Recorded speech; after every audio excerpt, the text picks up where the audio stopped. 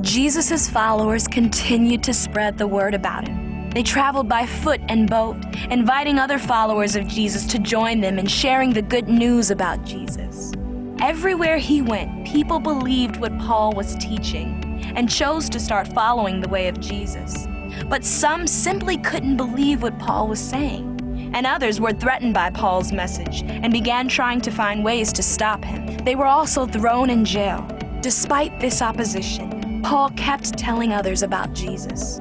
In each city, Paul helped Jesus' followers organize themselves into communities called churches. After he left these churches, he would often write letters back to them to encourage, correct, and teach them to live more like Jesus. These letters were read aloud in the churches over and over and have continued to be read by followers of Jesus for thousands of years.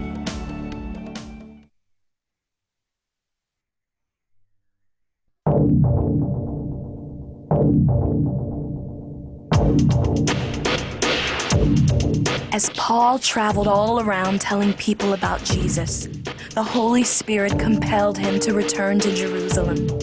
Paul didn't know why, but he had a sense that there was trouble ahead. When he arrived in Jerusalem, Paul went to the temple to share about how he had encountered Jesus on the road to Damascus. His story angered some of the Jews so much that they dragged Paul away from the temple and tried to kill him.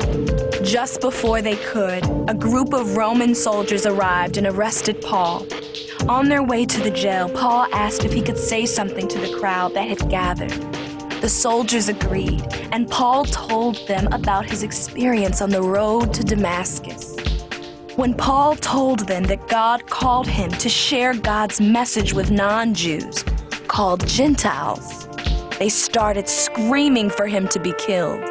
So the soldiers took him into the barracks. When they discovered that Paul was a Roman citizen, they became fearful of doing anything to harm him. This led to a series of courtroom battles where the Jews and Romans fought to decide what to do with Paul. Finally, Paul insisted that because he was a Roman citizen, he had the right to go to Rome and appeal to Caesar. As Paul awaited his trial in Rome, he was allowed to live at his own home, under house arrest. For over 2 years, Paul served others by inviting them into his home and telling them about Jesus and his message.